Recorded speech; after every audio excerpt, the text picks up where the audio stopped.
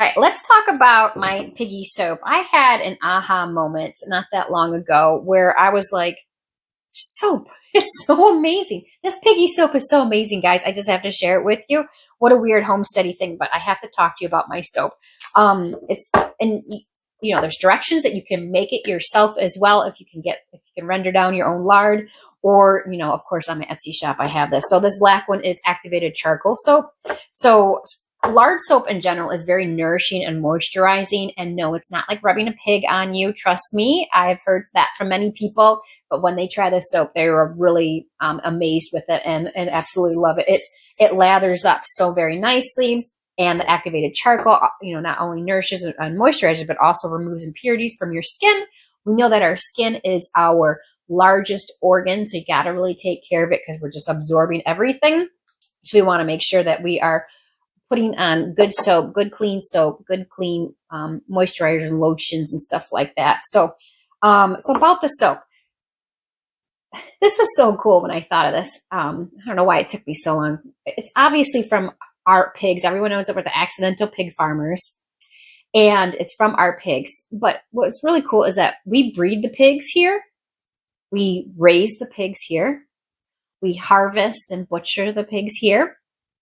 I render the lard here, and then I take that lard and make it into this soap.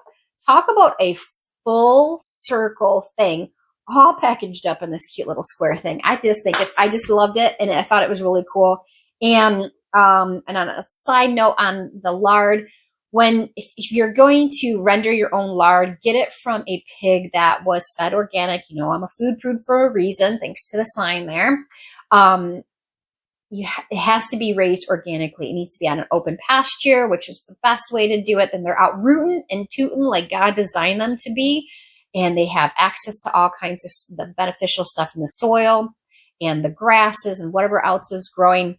And then when we feed them as well, we're doing the organic certified feed as well, because their fat on our bodies and on the pigs as well is where the toxins go to. So if you are giving them, even if it's non-GMO feed, it is highly toxic because they're still spraying it with a glyphosate because they want it to die, the wheat to die off quicker.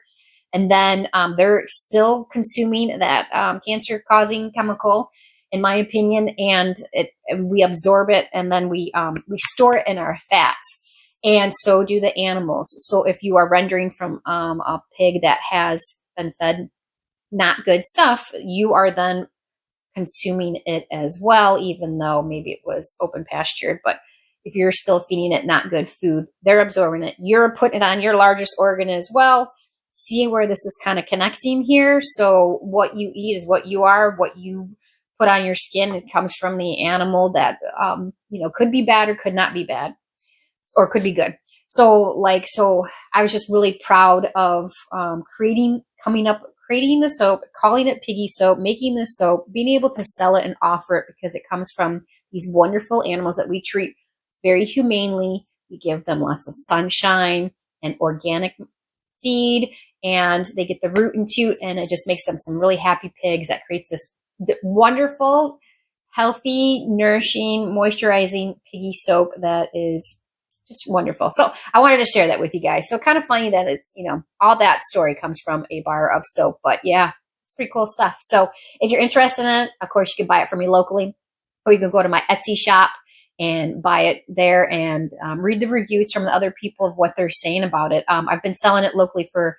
several years, and I just opened up put it on the Etsy shop recently. So you can see the feedback on there if you're interested, and you can read all about it as well. And of course, over on the YouTube channel, you can watch all the videos from the accidental pig farmers, me and the husband and the kids, and then how we raise the animals. And you can see them exactly what they're doing. They're rooting and tooting, and then they're also cuddling, right? My blondie, a big pig over there, who hopefully we are, fingers crossed, nature, God works out that she is going to have her own little baby piglets here for the homestead. So we're working on that right now. So that'll be exciting because she's that pig that always just, I call it, drops it like it's hot. So she likes to cuddle, and she loves her belly rubs. And she's a big pig, right? She's probably, my husband would know, 300 pounds. She loves her cuddles. And so I think I love to see her become a mama. We have a boar right now. We're getting another boar because we think this boar is a little too, he's not man enough. He's actually not big enough. He's not tall enough to, to do things. So we are getting another boar pretty soon named Wilbur. And he's an IPP, which is Idaho pasture pig, that we're going to go ahead and bring him here and then eventually introduce them to each other and then have little baby piglets of blondies running around. So that's exciting. And we may even breed Hazel, which is our Juliana small piggy mix. We don't know where they were our rescue pigs that we got a while ago. She's a baby from a rescue pig. And she's part of the cooking club that, she's a fun interactive pig on the cooking club that I have that's online. And, I think we will breed her as well. So, pigs are going good. Let's just talk about the pigs. So we have this one named Red. Well, that's just basically what we call her. She was supposed to be a he named Prince Harry. And when we got the pig, ended up being a princess. So we just call her Red now, or Princess Harriet. So, because we were hoping the red one was going to, hang out with Blondie, and then those were the piglets we were going to have. But however, you can't do that. So we had to get another male.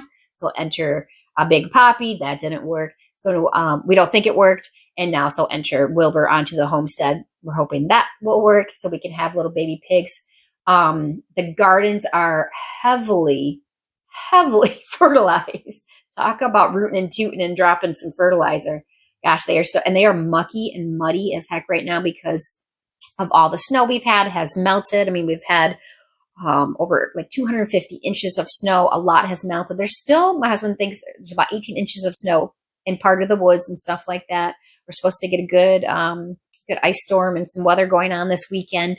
But, yeah, so that's going on. So I'm excited to see what the garden does with all the fertilizer in there. Definitely my husband and I will till it up. I know some people like the no-till, but that fertilizer needs to be tilled into the dirt. So I'm excited to see how all that will benefit or impact the garden this year.